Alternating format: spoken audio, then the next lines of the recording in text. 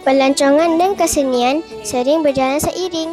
Indah lenggok tarian mencerminkan keunikan sesuatu tempat. Di bandar seperti Seremban, pelancongan bukan sahaja mencerikan suasana, malah membuka peluang pekerjaan kepada masyarakat. Tapi, adakah itu sahaja yang kita dapat? Ayo pulang dari rasa bingung dan sedih. Abang, diorang buat apa tu? Boleh ambil gambar ke dekat sini? Boleh. Inilah masjid yang viral kat Negeri Sembilan. Cantik kan? Cantik sangat. Abang, jom kita ambil gambar. Jom, lepas tu abang nak solat.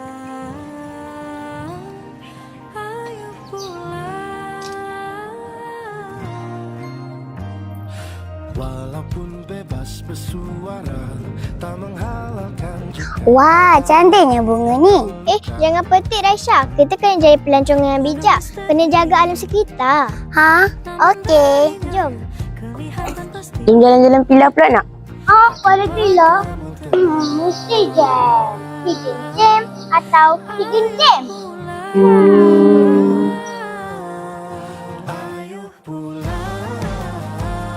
Di sini banyak mural berwarna-warni mencerminkan kreativiti anak tempatan. Pada waktu malam pula, kawasan ini dikenali sebagai Benteng Seremban, tempat peniaga kecil mencari rezeki.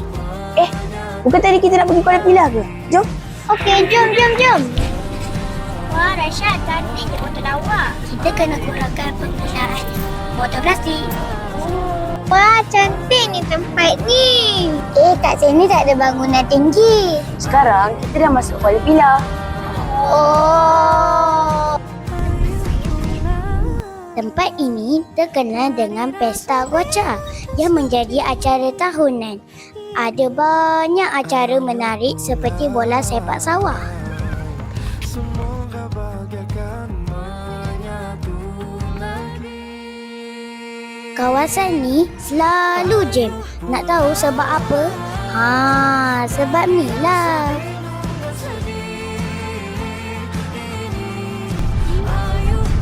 Tahu tak?